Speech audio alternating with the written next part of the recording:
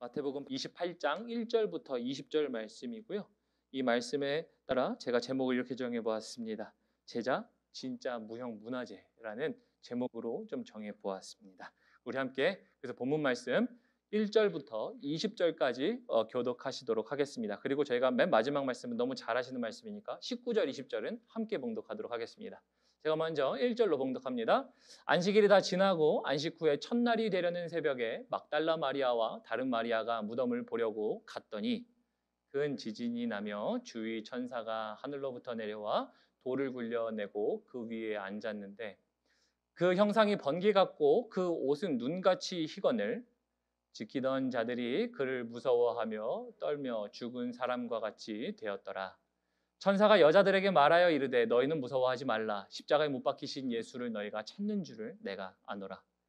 그가 여기 계시지 않고 그가 말씀하시던 대로 살아나셨느니라. 와서 그가 누우셨던 곳을 보라. 또 빨리 가서 그의 제자들에게 이르되 그가 죽은 자 가운데서 살아나셨고 너희보다 먼저 갈릴리로 가시나니 너희 거기서 너희가 배우리라 하라. 보라 내가 너희에게 일렀느니라 하거늘. 그 여자들이 무서움과 큰 기쁨으로 빨리 무덤을 떠나 제자들에게 알리려고 다름질할세 예수께서 그들을 만나 이르시되 평안하냐 하시거늘 여자들이 나아가 그 발을 붙잡고 경배하니 이에 예수께서 이르시되 무서워하지 말라 가서 내 형제에게 갈릴리로 가라 하라 거기서 나를 보리라 하시니라. 여자들이 갈 때 경비병 중 몇이 성에 들어가 모든 된 일을 제사장들에게 알리니 그들이 장로들과 함께 모여 의논하고 군인들에게 돈을 많이 주며 이르되 너희는 말하기를 그의 제자들이 밤에 와서 우리가 잘 때에 그를 도둑질하여 갔다 하라. 만일 이 말이 총독에게 들리면 우리가 권하여 너희로 근심하지 않게 하리라 하니 군인들이 돈을 받고 가르친 대로 하였으니 이 말이 오늘날까지 유대인 가운데 두루 퍼지니라. 11 제자가 갈릴리에 가서 예수께서 지시하신 산에 이르러 예수를 배웁고 경배하나 아직도 의심하는 사람들이 있었더라. 예수께서 나와 말씀하셔 이르시되 하늘과 땅의 모든 권세를 주셨으니 우리 19절 20절 같이 읽겠습니다. 시작. 그러므로 너희는 가서 모든 민족을 제자로 삼아 아버지와 아들과 성령의 이름으로 세례를 베풀고 내가 너희에게 분부한 모든 것을 가르쳐 지키게 하라. 볼지어다 내가 세상 끝날까지 너희와 항상 함께 있으리라 하시니라. 아멘. 우리 하나님의 말씀입니다. 오늘은 굉장히 역사적인 하루인 것 같아요. 왜냐면요, 저희가 성도님들 잘 아셨는지 모르겠지만 지난 2년 반 동안 우리 마태복음을 보아왔습니다. 마태복음을 1장부터 28장까지 쭉 봐오면서 2년 반이라는 시간이 지나왔고 드디어 오늘 마태복음 28장 맨 마지막 장을 저희가 함께 장식하게 됩니다. 그래서 굉장히 뜻깊은 시간이기도 한데요. 28장의 내용을 보면 성도님들이 읽으시면서 잘 아시는 것처럼 이 내용은 그리스도께서 죽었다가 다시 살아나시고 제자들에게 나타나셔서 제자들에게 명령을 하신 명령의 말씀이 담겨 있습니다.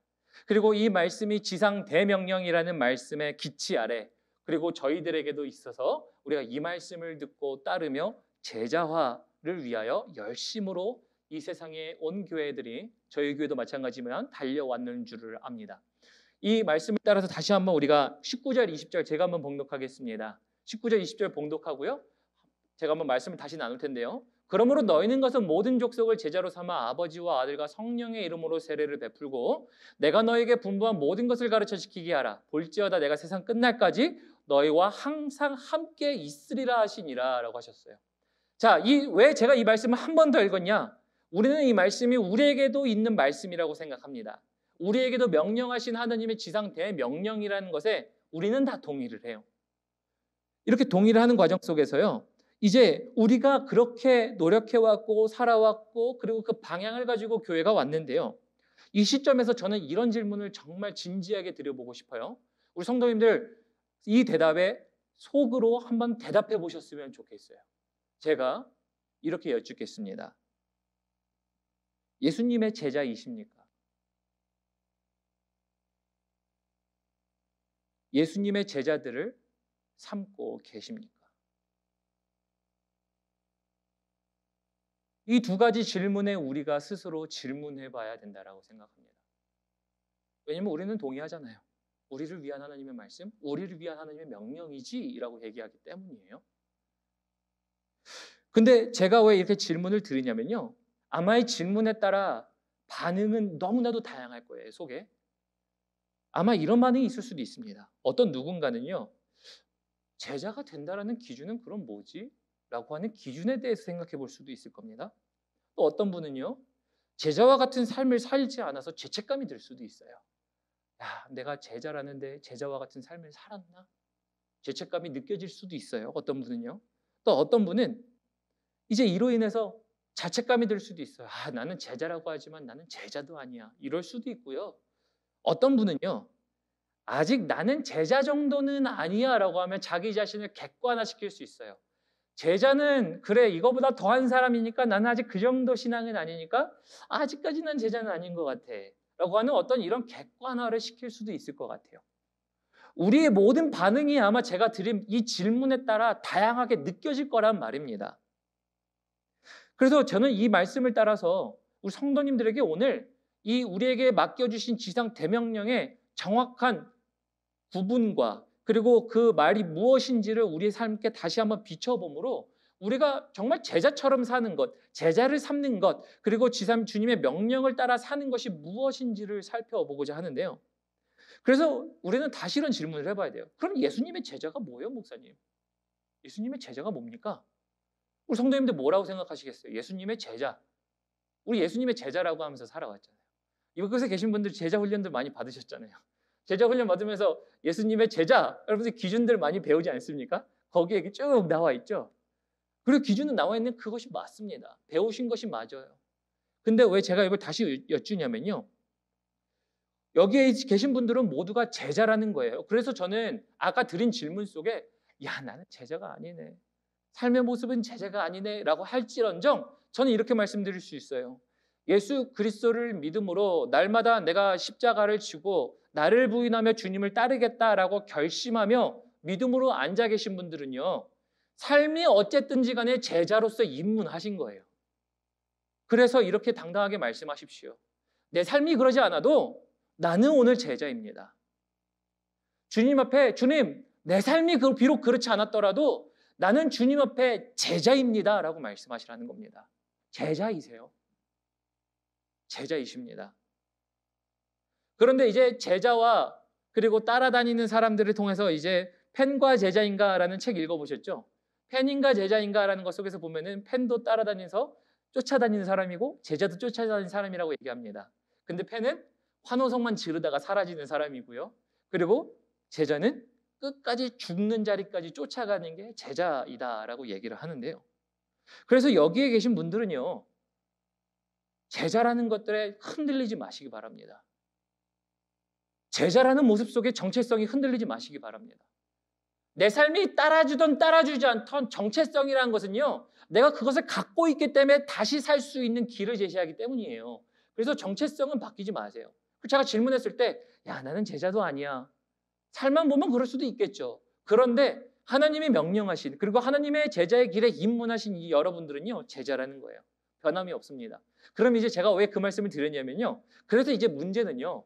제자의 퀄리티예요. 퀄리티. 퀄리티라는 문제가 우리 안에 대두됩니다. 왜 퀄리티가 문제가 되냐면요. 우리가 항상 고민되는 게 그거거든요. 맞아, 나는 예수님의 제자로 살려고 다짐했지. 나는 믿음으로 여기 앉아있지. 그러니까 내가 여기서 신앙생활하고 예수님 따라간다고 하지라고 하는데 그것이 정체성은 알잖아요.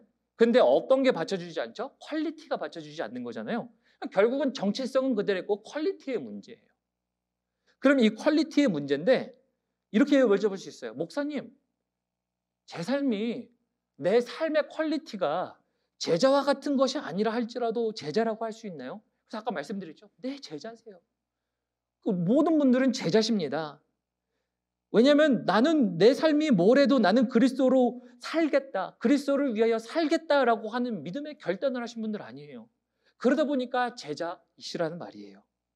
그런데 이런 모든 모습들이 사실 오늘 본문 말씀에 나오는 제자들의 모습이에요.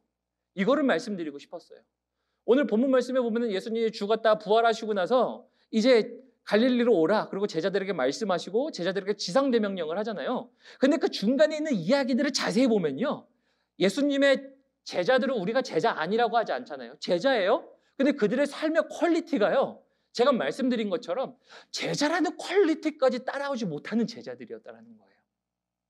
그런데 그들이 제자라는 사실이에요. 그래서 그리스도의 제자들이 정말 우리와 같은 사람들이었다. 그래서 그들도 제자로서 다시 살 수 있는 일이 있었다. 다시 말하면 우리 역시도 제자로 부름을 받았고 제자로 퀄리티가 아니었지라도 제자와 같은 또 다른 퀄리티를 다시 만들어갈 수 있는 것이 우리다라는 것들이 오늘 본문 말씀에 나와 있다는 겁니다. 그리고 그 중간중간 이야기들을요 함께 나눠보면서 보도록 하겠습니다. 제자들이 퀄리티가 정말 안 좋았다고요. 그들의 삶의 퀄리티를 보면요 누가복음 24장 12절 한번 보도록 하겠습니다. 우리가 마태복음 보지만 사복음서에 나와 있는 이 주님의 주님이 그들에게 나타나시고 말씀하시는 지상 대명령을 주시는 것을 통해서 그 제자들의 모습이 나타나는데 먼저 베드로 나옵니다. 우리 12절 보면 제가 읽겠습니다. 베드로는 일어나 무덤에 달려가서 구부려 들여다보니 세마포만 보이는지라 그 된 일을 놀랍게 여기며 집으로 돌아가니라. 이 상황이 어떤 상황이냐면요. 지금 오늘 본문 말씀에 읽었을 때 막달라 마리아와 다른 마리아가 이제 예수님께 이제 간 건데 가봤더니 무덤에 큰 돌문이 굴려져 있고 예수님은 안 계시고 천사를 만난 겁니다. 천사가 얘기하며 너희가 보려고 한 주 예수 그리스도께서 다시 살아나셨다라는 소식을 들었죠. 그 소식을 듣고 나니까 이제 또 예수님이 나중에 마리아에게 나타나셔서 너는 제자들에게 가서 얘기해라 라고 얘기했습니다. 그럼 결국은 그 두 명의 여인이 제자들이 가서 얘기했다는 건데 그 얘기를 듣고 이 베드로는 어디까지 온 거죠? 무덤까지 와본 거예요. 무덤까지 와봤는데 예수님의 세마포 옷은 입고 그대로 입고 시신은 없으니 기이히 여겼다. 다시 말하면 기이히 여겼다는 무엇입니까? 여전히 나는 믿지 않는다. 좀 신기하고 대단한데 아직 믿지 않은 겁니다. 베드로라는 제자가요. 믿지 않음을 우리는 다른 말로 표현하면 뭐라고 얘기합니까? 불신이라고 얘기해요. 긴가민가한데 그래도 여전히 우리는 뭡니까? 불신이라고 얘기하는 거죠. 그런 거를. 베드로는요. 제자였지만 불신을 갖고 있었어요. 그게 제자 베드로의 이야기였습니다. 또 다른 이야기 볼까요? 또 다른 이야기 보면요. 예수님께서 죽으시고 나서 제자들 중에 엠마오로 가는 두 제자가 있었습니다. 엠마오로 가는 또 다른 두 제자가 있었는데 이 두 제자가 이제 고향 엠마오로 가는 이유는요. 다른 것이 아니라 예수님께서 돌아가시니까 야, 이제 다 끝났다. 우리 생업으로 돌아가자. 믿음에서 다시 되돌이켜 그냥 우리 살 길을 찾자라고 하며 돌아간 일이 바로 엠마오로 가는 두 제자들입니다. 그런데 그러한 다른 믿음의 삶에서 이제 다른 삶을 살자라고 결단했지만 예수님이 그들에게 나타나셨죠.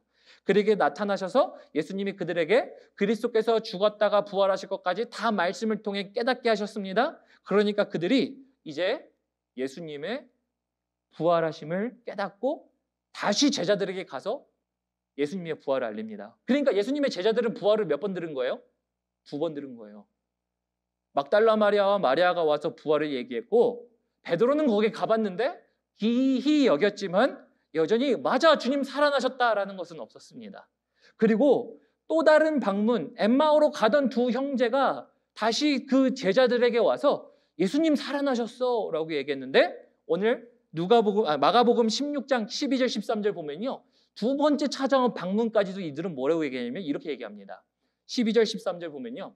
그 후에 그들 중 두 사람이 걸어서 시골로 갈 때에 예수께서 다른 모양으로 그들에게 나타나셨죠. 그래서 제가 엠마오 이야기 말씀드렸습니다.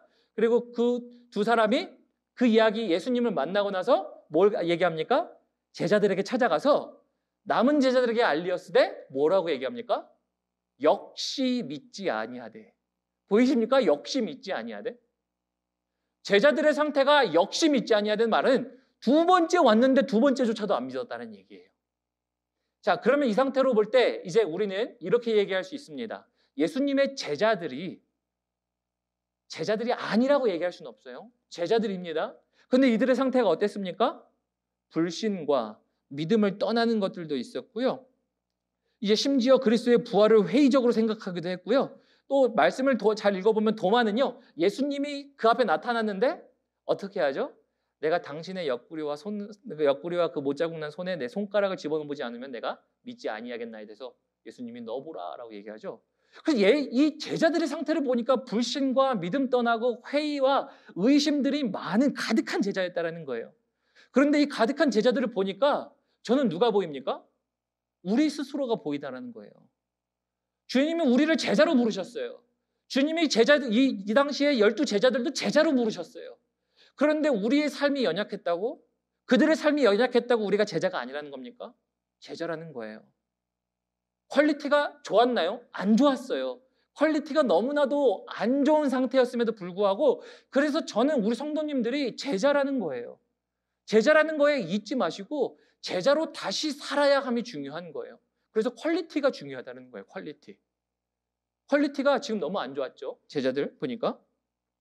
그래서 퀄리티가 따르지 못하는 삶, 이런 삶을 생각해 보니까 저는 말씀을 묵상하면서 딱 한 가지가 생각나더라고요.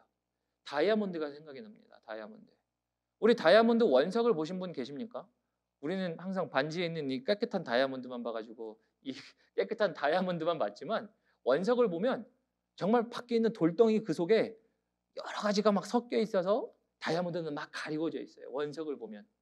근데 다이아몬드의 원석이 다이아인데 우리가 그 다이아몬드가 다이아를 갖고 있지만 더럽다고 해서 퀄리티가 나쁘다고 해서 우리는 그것이 다이아가 아니라고 얘기합니까? 우리는 다이아라고 얘기해요. 다이아몬드가 생각난 이유가 그런 거예요. 우리 성도님들은요, 이미 내가 주 예수 그리스도를 믿는 믿음으로 날마다 내 십자가를 지고 나 자신을 부인하며 나는 주님을 따라가리라 라는 믿음 때문에 오셨고 믿음 때문에 앉아 계시고 그 믿음을 시작하셨고 그리고 그런 믿음 시작 속에 나의 신앙의 퀄리티가 안 좋을 때가 있어요. 근데 그 안에 있는 당신의 다이아는 변하지 않아요. 그 당신에게 다이아로 이루신 분 누구십니까? 우리 주님 아니십니까? 그러다 보니까 우리의 안에 있는 다이아는요, 다시 세공만 하면 됩니다. 다시 말씀드리면요, 우리의 삶을요, 다시 세공하시면 돼요. 나의 삶을 다시 아름답게 다시 꾸밀 수 있는 세공의 과정만 지나간다면 우리는 그 길을 걸어갈 수 있어요. 그래서 예수님이 퀄리티만 낮은 제자들만 보면은 너는 가서 제자 삼으라 많은 민족들을 내가 너희와 영원히 함께하리라 라는 말씀하셨겠습니까? 떡잎을 바라보니 그들이 안 될 것 같으면 안 하셨을 수도 있었겠죠. 그런데 그 주님이 보는 떡잎은 그런 떡잎이 아니에요. 불순한 떡잎 아니면은 퀄리티가 낮았다라고 해서 그런 게 아니라 그 안에 들어있는 것을 보시고 그들에게 이미 퀄리티가 아니라 할지라도 그들에게 명령하셨어요. 너희는 가서 제자를 삼으라. 이 말씀이 우리 성도님들에게 오늘 임한다면 동일해요. 우리의 삶은 퀄리티가 따르지 않을 수도 있어요. 그래서 제가 아까 정확하게 한번 여쭤본 겁니다. 제자이십니까? 제자 삼고 계십니까? 그 질문의 반응들은 다양할 수 있어요. 그러나 이 말씀이 주님께서 여러분들을 향하신 오늘의 말씀인 줄 믿으시기 바랍니다. 우리에게 주님께서 그렇게 말씀하세요. 너희는 다이아를 갖고 있지 않니? 다시 세공하면 돼. 라는 말씀을 우리에게 주시는 것과 똑같습니다. 그래서 그럼 이렇게 얘기할 수 있어요. 목사님, 네, 이제 이해가 됩니다. 맞아요. 나는 제자군요. 나의 퀄리티가 그렇지 않아도 주님은 나의 삶을 세공하시고 바꾸시고 변화시키셔서 내가 이렇게 살게 하시는군요.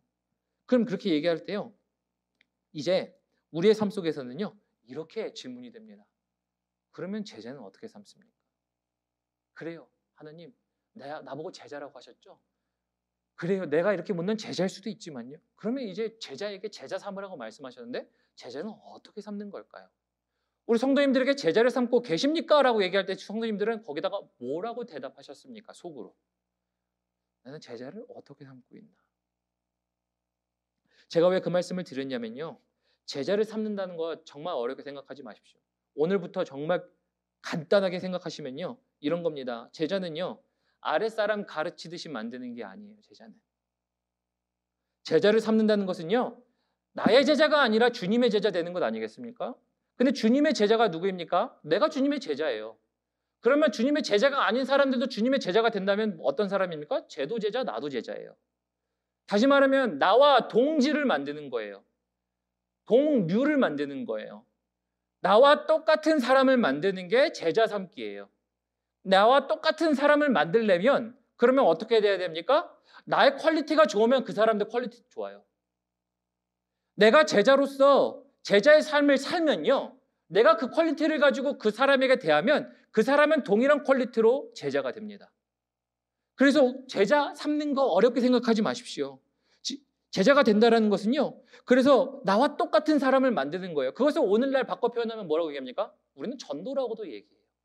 근데 전도는 그냥 가서 이야기 한번 하는 게 아니에요. 전도는 나와 똑같은 사람을 만들고자 하는 거 아닙니까? 그러면 나와 똑같은 사람을 만들려고 하는데 나는 회칠한 무덤인데 저 사람을 나보다 더 좋은 사람으로 만들겠다고 합니까? 아니죠. 전도는 그래서 나의 퀄리티가 좋으면요, 그 사람이 나오게 되어 있어요. 그 사람이 제자가 됩니다. 그러므로 제자를 삼는다라는 것은요, 순서가 하나님께서 우리에게 퀄리티가 좋지 않은데 제자라고 말씀하세요. 우리는 제자입니다. 그런데 그 퀄리티가 좋지 않은 제자들에게 퀄리티를 좋게 하시라고 하세요. 퀄리티가 좋아지면 좋아질수록 나와 똑같은 동료를 만드는 게 너무나도 쉬워집니다. 똑같은 동료를 만들어내요. 그것이 전도이고요. 그 사람을 인도함이 되고요. 그래서 그렇게 될 때 그 사람이 누가 됩니까? 예수의 제자가 돼요. 순서는 연결되어 있어요. 순서는 연결되어 있습니다. 그러므로 이것을 통해서 볼 때 오늘 우리에게 한 가지 기억되어야 할 사실은요, 나의 퀄리티예요. 나의 퀄리티. 다른 사람 전도하는 것도 중요해요. 제가 전도 안 중요하다는 게 아니에요. 근데 나의 퀄리티예요. 나의 퀄리티. 그래서 제자를 삼는 방법은 내가 주님의 제자다운 모습을 회복할 때 자연히 이루어집니다. 맞지 않나요? 성경에 보니까 물론 성령이 임하셔서 성령이 제자들과 함께 있어서 사도행전 역사가 시작됐어요. 하나님의 놀라우신 일들이 일어났습니다. 근데 그때 보니까 그들의 퀄리티를 보니까 뭐였죠? 물론 성령님이 오신 것도 있지만 지금 이런 상황이 아니었다는 거죠. 그들의 퀄리티가 훨씬 좋아졌어요. 제자다운 제자의 모습이 됐습니다. 그러니까 그들이 얘기할 때 기적과 이사가 나타나며 하나님을 인정하는 일들이 나타나요.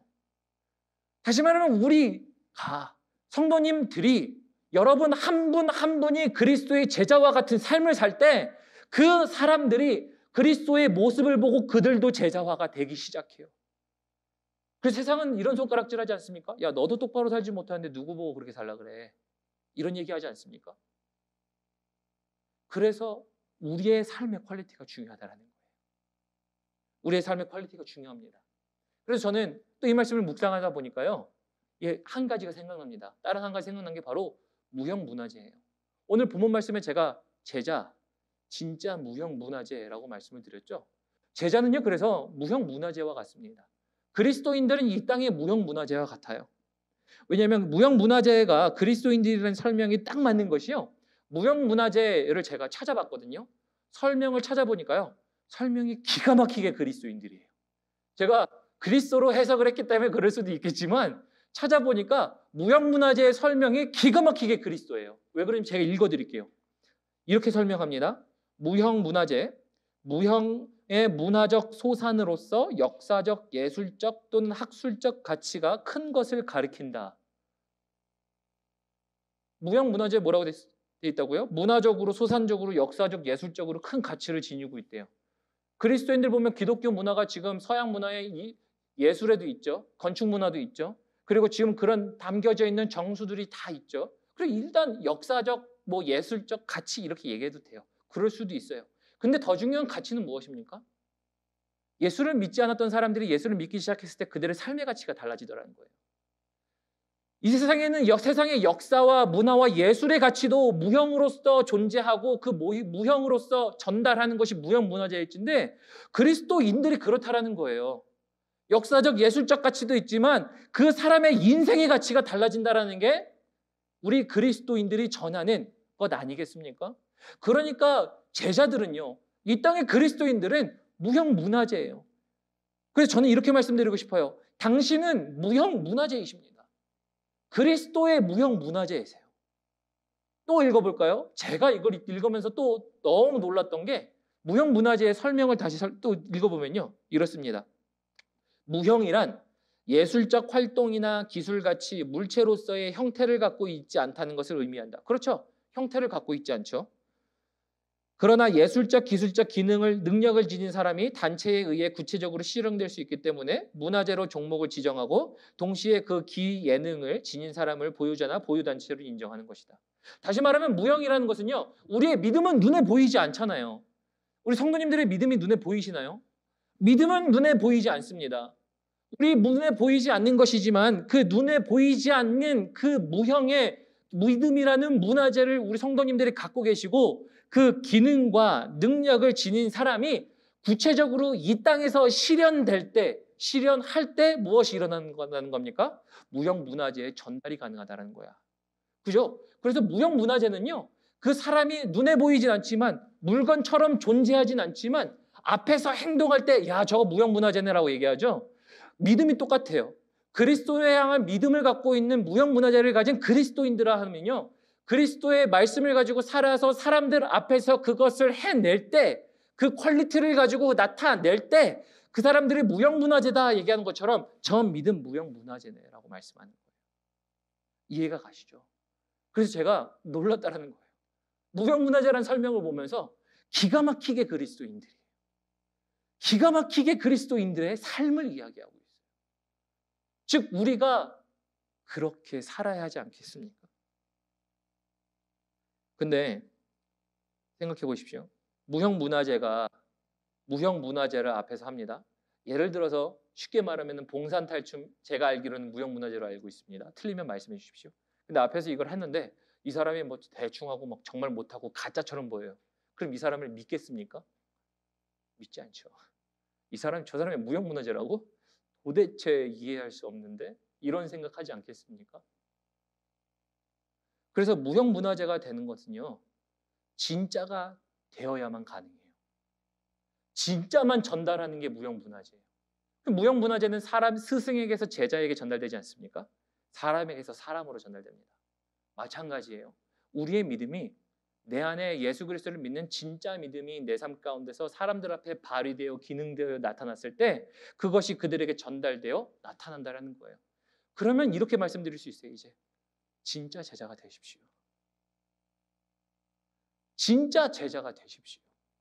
그리스도의 진짜 제자가 되어 진짜로 나타내실 때 사람들이 그것을 저거 진짜네 라고 발견하게 되는 거예요. 저는 이 말씀을 우리 목회 집사님들과 한번 나눈 적도 있는데요. 세상은요, 그래서 진짜를 보고 싶어 한다고 말씀드렸어요. 목회 집사님들, 세상은 정말 진짜를 보고 싶어 해요. 그러면서 제가 말씀드렸던 게 TV를 말씀드렸습니다. 요 근래에 10년 동안 TV에서 유행하던 게 리얼 버라이어티라는 것이라는 거 아십니까? 여전히 그거 계속되어지고 있습니다. 그래서 그 문맥이 계속 10년 이상으로 더 오고 있는데요. 그게 왜 유행인지를 살펴보면요, 다른 거 없습니다. 리얼 버라이티 쇼는요, 시청자가 경험하지 못하는 것을 대신 경험을 전달해 주는 거예요.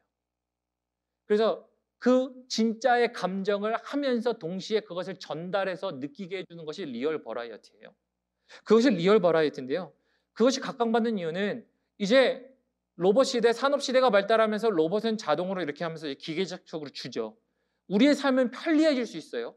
삶은 편리해질 수 있는데 편리한 삶 속에서 사람들은 거꾸로 무엇을 찾습니까? 인간미를 찾는 거예요. 로봇이 주는 것이 아니라 진짜 사람이 줄 수 있는 감정들을 찾기 시작하는 거예요. 삶의 편의는 추구하지만 내 감정을 채울 수 있는 건 로봇이 아니라는 거죠. 맞아요. 그러다 보니까 리얼 버라이어티가 인기입니다. 자, 근데 이제 그렇게 하다 보니까 사람들은 뭘 찾기 시작하죠? 진짜를 찾아다니기 시작해요. 진짜 그런 감정을 주는 것들을 찾아다니는 것이 바로 현대 사회라는 겁니다. 그래서 저는 이렇게 말씀드릴 수 있습니다. 세상은요, 진짜를 보기 원해요. 세상은 무엇이든지 종류대로 진짜를 보기 원해요. 우리 하나님도 정말 진짜를 보기 원하세요. 어떤 진짜를 보기 원하십니까? 진짜 예수의 제자를 보기 원하세요. 진짜 예수의 제자가 되는 것, 그래서 뭐라고 말씀드렸죠? 내 삶의 퀄리티가 높아져요. 내 삶의 제자로서의 퀄리티가 높아져야 내가 진짜로서 보여줄 수 있어요. 내가 가짜인데 내 퀄리티가 좋지 않은데 진짜로 보여집니까? 아니요, 보여줄 수 없어요. 근데 제가 그것이 뭐라고 말씀드렸어요? 퀄리티가 좋지 않아도 주님은 예수의 제자라고 말씀하셨다. 그래서 우리가 이제 혼동되지 말자라는 거예요. 우리가 예수의 제자, 네, 맞습니다. 삶의 퀄리티가 낮아도 예수의 제자입니다. 근데 주님도 세상도 찾는 이 이제 누굴 찾는다고?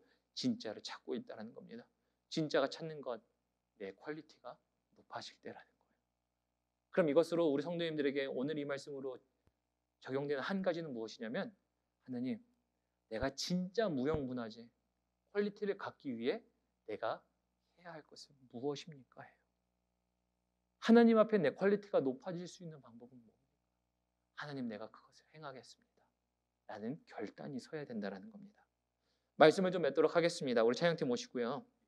말씀을 맺으면요, 변함없습니다. 주님은 우리를 제자로 부르셨어요. 내 삶이 좋든 좋지 않든 퀄리티가 높든 낮든 제자라는 사실은 변함이 없다는 겁니다. 그래서 우리에게 이렇게 말씀하셨다고요. 그 제자들의 퀄리티도 좋지 않았는데 너는 가서 제자를 삼으라. 그런데 우리가 때로는 제자인지 회의감이 들 때가 왜 없겠습니까? 우리 안에 있죠. 제자이지만 제자와 같은 삶을 살고 있지 않은 우리의 모습들, 그런데 우리 보고 제자를 삼으라고요? 아, 주님, 말도 되지 않는 것 같습니다 라고 얘기할 수도 있어요. 그런데 하나님은 우리의 겉을 보고 말씀하지 않으세요. 우리 속에 있는 원석을 보고 말씀하세요. 너희 안에 그리스도가 있다. 그것 때문에 우리는 또 나은 제자가 될 수가 있다는 겁니다. 그래서 우리는 퀄리티만 다시 높이면 됩니다. 퀄리티만 높아지면요, 퀄리티를 높인 진짜를 가진 무형문화재가 된다면요, 우리는요 제자가 될 뿐만 아니라 동류를 만드는 제자 삼는 일을 가능할 겁니다. 그리고 그 진짜를 사람들이 찾아올 겁니다. 그래서 오늘 우리가 다짐해야 한 가지, 주님 오시는 그날까지 내가 진짜 그리스도인이 되겠습니다 라는 겁니다. 그래서 우리가 말하는 거 있죠.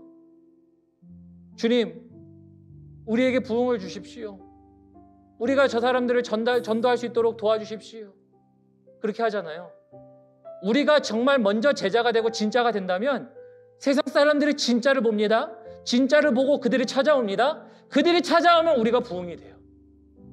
순서가 보이시나요? 부흥이 먼저가 아니라 내가 하나님 앞에 퀄리티가 높아지는 게 먼저예요. 내 스스로가 퀄리티가 높아지면 사람들이 보고 찾아오기 때문에 우리는 부흥하게 돼요. 이건 일반적인 말하는 숫자를 부흥을 얘기하는 걸 수도 있겠죠.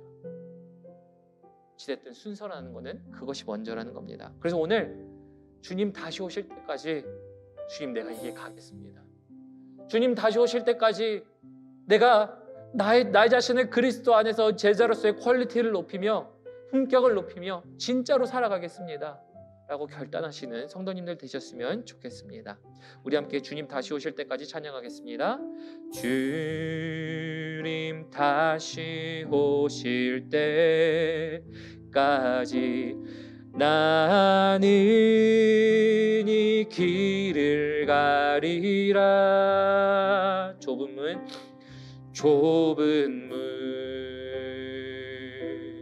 좁은 길 나의 십자가 지고 나의 십자가 지고 나의 가는 이 길 나의 가는 이 길 끝에서 나는 주님을 보리라. 영광의 내 주님, 영광의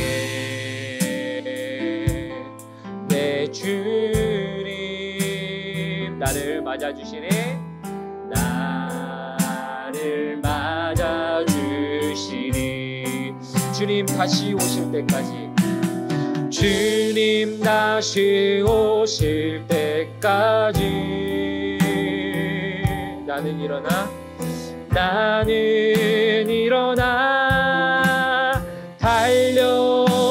달려가리라. 주의 영광 온 땅 덮을 때 나는 일어나 노래하리. 내 사모 안에 주님 온 세상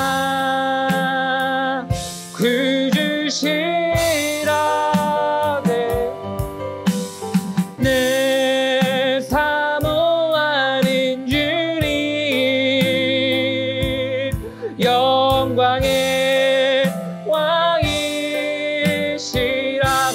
다 함께 찬양합니다. 마라나타 마라나타 아멘. 주 예수여 오시옵소서. 마라나타 마라나타 아멘. 주 예수여 오시옵소서.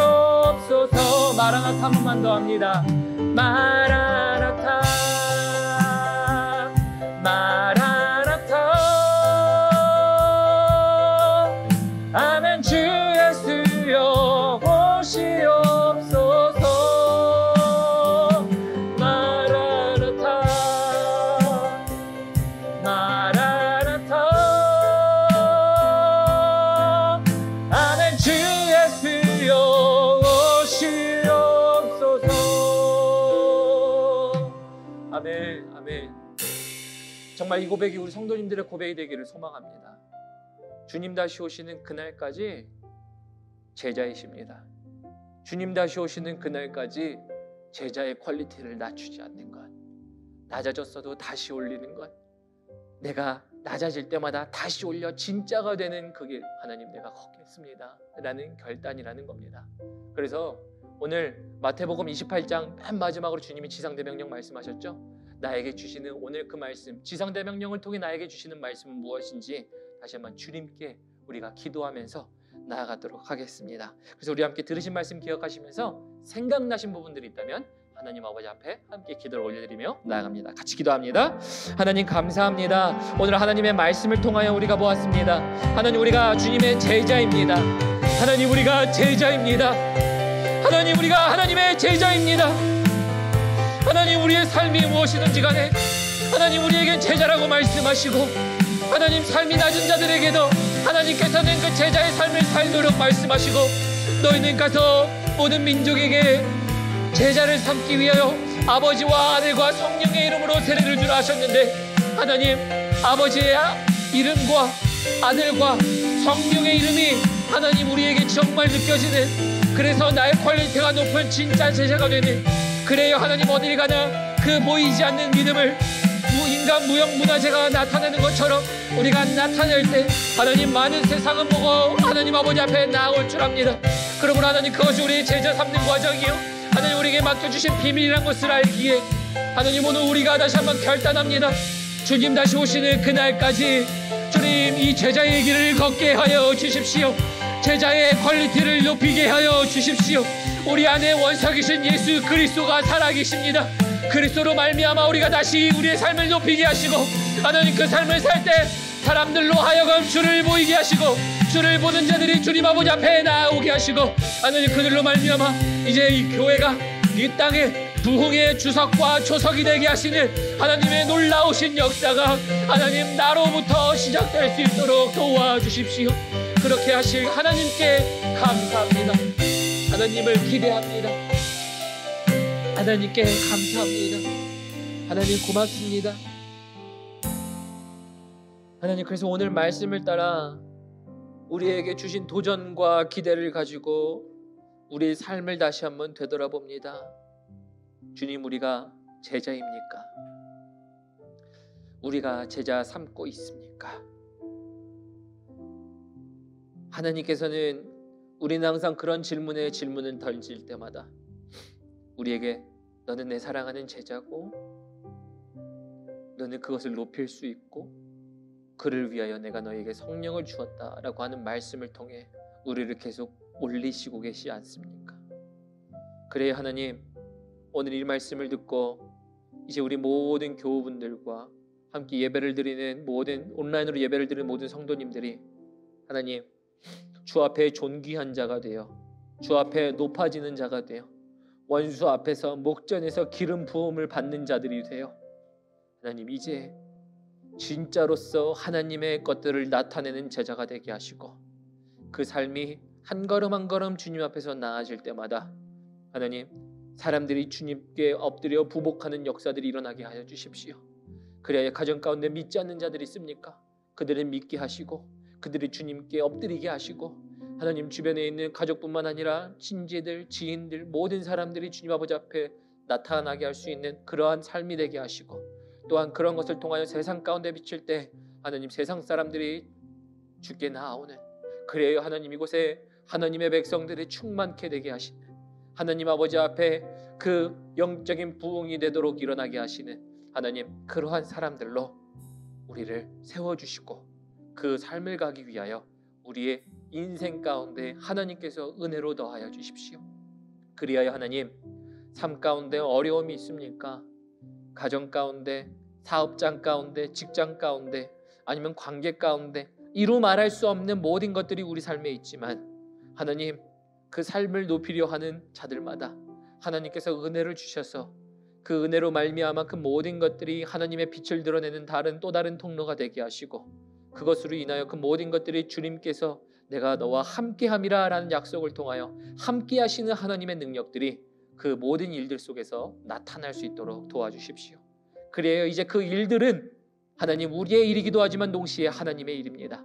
하나님이 함께 계시기 때문입니다. 그래요, 제자들과 함께 하시는 하나님께서 그 모든 것들을 다스리시고 역사하여 주십시오.